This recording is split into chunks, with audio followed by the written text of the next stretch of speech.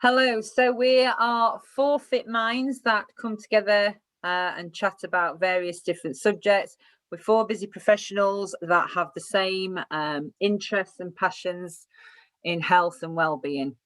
And we are chatting today about excuses.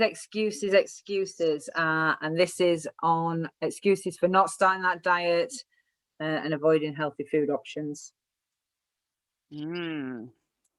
Wow, this is a big one. I think we kind of all have like different eating habits. Are really quite personal, aren't they, to all of us? Yeah.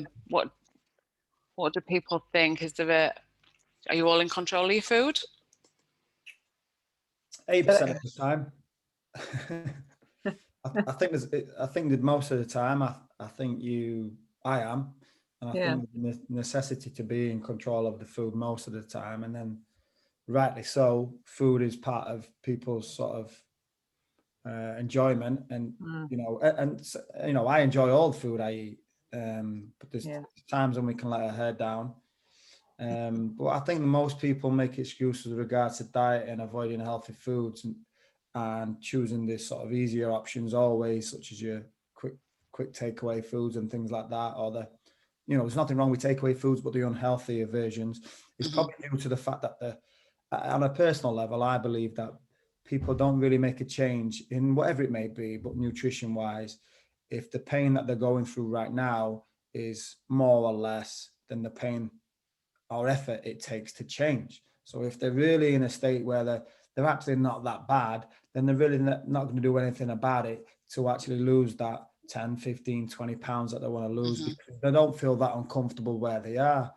It's really the people that feel the most pain or frustration or feel most uncomfortable right now. I've got a phone call just come through. Sorry, did that come through then, Kat? It's fine. This is life. Life happens. Lockdown life. So ultimately, if the pain and frustration that they're going through now, how uncomfortable they feel is not really that bad. They're not really going to do anything about it. It's only until, I think they say, until you've had a major health scare or a shock, or it's constant repetition, we all stay the same pretty much within a slight variation. So something's big's got to happen for you to change. So you might have diabetes and you go, you know what, Jesus Christ, I need something to change. Or repetition, baby steps over time, repeated baby steps, moving you from where you want to be to where you want to be from where you are now. I've never really thought of it like that. And that is so key, because when I think back to my eating when I was, had a lot of weight to lose, I was absolutely on it. I said no to anything I shouldn't be eating. I had everything was very strict. I was very focused. Whereas now I'm far less focused. I still eat really healthily, make healthy choices, don't eat takeaways, things like that. But it's not, I will have the occasional chocolate, I'll have some chocolate or I'll have some peanuts and things like that. Whereas, there was a time where I would just avoid anything that that was not on my list. I would not eat it, simple. And I was far stricter the more I had to lose. So that's definitely a concept I can say is spot on. And I can identify with that massively. And that's the tough bit about it, because the rest of the time it's baby steps and it's the long game. It's the reason why it's hard to shift. Now, I don't mean shifting the weight, but I mean shifting your behavior pattern. Mindset. So like someone who's in dire straits will move quickly and have more progress than someone who isn't, like you've just alluded to, your need, your want to shift. So it's like anything in life, it's timing. There's never a right or wrong decision at times. It's just the timing of that decision. And a lot of people as well put pressure on themselves, don't they? Like you said there, when you said about the Monday diet, people gear themselves up to, in the head, they're saying, right, I want to do this. And then something will happen. And I think it's like, I suppose in a way, it's a bit like how sort of lockdown's been. We're given sort of like forward notice of what's going to happen, instead of just maybe once your head's in the right place, just doing it there and then, because then you've not you're not got the excuse then, because the thing is, if you can see you've got something in front of you, it's always in front of you that it's coming up, and it's getting nearer. Well, I'll just push it back another day, and there's, I can't do that because that's happened, and this has happened this week, so I can't do that. And there's various bits and pieces. I mean, interestingly enough, I have some friends. We're meeting online to have a catch up, and somebody was like, "Oh, well, I might be fasting." Well, so just that's fine. That's absolutely fine. It doesn't matter. And I said, well, even if I'm fasting, I'll just have my bottle of water there. I don't have to have a glass of wine because we drink. We meet socially. So there's lots of reasons why, I can't because I'm doing this, or I can't because I'm doing that. Alcohol is a biggie for people using that as an excuse. Yeah. And also as well, money. Because and it's going back to and also sort of like busy families. It's easier to walk through the door in a night time, put everything on a tray, chuck it in the oven, and it'll be unhealthy choices necessarily. Now I'm a working mum. Now at the moment I'm 2 days in the at home, but for the rest of the time, and when we were in the norm, I used to pick Liv up from school. We had nighttime activities, but I made those choices that this would be our lifestyle. And once you've made that switch, it's like Nigel said, it becomes that habit. And once you've got that habit, it's like, for me, intermittent fasting, I now do that. It's just a habit. I just do it without thinking. My fast I've just done, this is the fourth one, but it's the first time where it's never sort of like been an issue for me, but this time it was just, well, it's in the diary, it's what I do. And it all of a sudden it's slotted into a habit, and it's getting people to, like you say, shift that mindset. But if there's no urgency or nothing sort of dangling over them, that's sometimes what's enough to hold them back from doing it.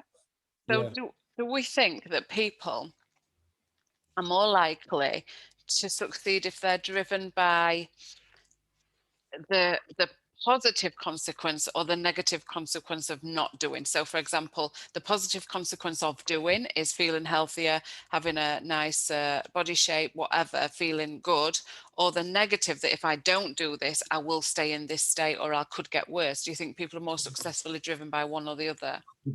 It depends on that, because it depends if whether you're stick driven or carrot driven. So if you're motivated by a carrot in front of you, or you're motivated by someone whacking you with a stick. So if you're a donkey, you're one of those donkeys that likes to have something to chase, or do you like to be literally whacked from behind, driven forward? And the research is always a carrot driven donkey is more productive and moves faster than a donkey whacked with a stick. Yeah, absolutely.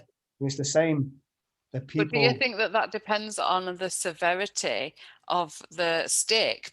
So, I kind of read, the size of the carrot. Or the size of the carrot, yeah. True. I kind of heard a story about somebody who wanted to stop smoking. So he started by training himself that he had to do his forfeits. So he set himself some small targets and tasks.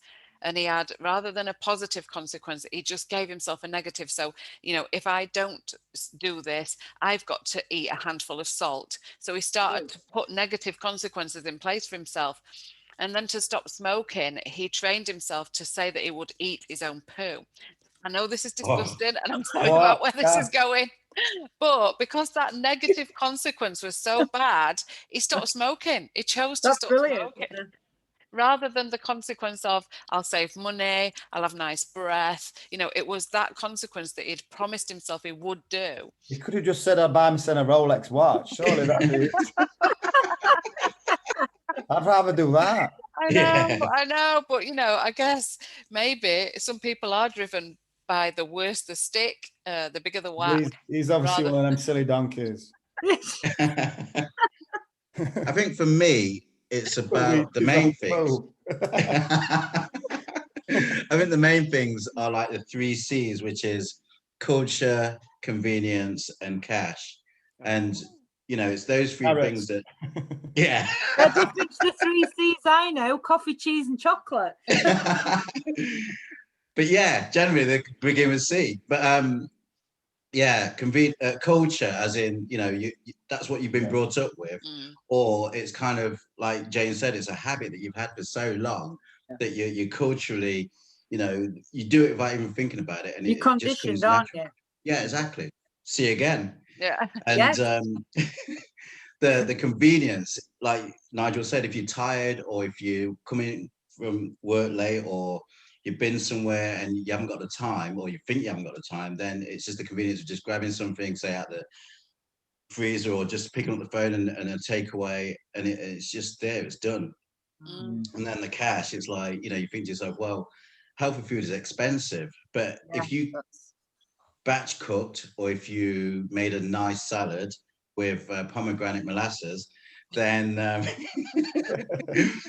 then you know, you've got a nice fresh food to eat. And I think those excuses are just poor excuses. There's just barriers that you know, could be broken down quite easily. Yeah. And it is a time thing. It is over time. And the thing is as well, comfort, a lot of people make bad choices when they're down and back to sort of like mental health and stuff. Yeah. Some people reach for food, whereas some people, you know, they stop eating. So it depends what kind of person you are with that as well, doesn't it? Comfort eat, which is like, is it really that comfortable? Yeah. Yeah. Okay. Right, Cheese and chocolate. Time again. Okay. Wow, that's the fast 10 minutes. Yeah. Well, okay. So I think we've established that I think I'm the one in the group that would give in to cake the easiest. See again, look, see. So, okay, Brill. We haven't got another excuse topic, so we'll come up with something for next time, and I'm sure it'll be just as interesting as the rest of these chats. But we'll not talk about poo next time. Sorry about that. See you later. See you later. Bye.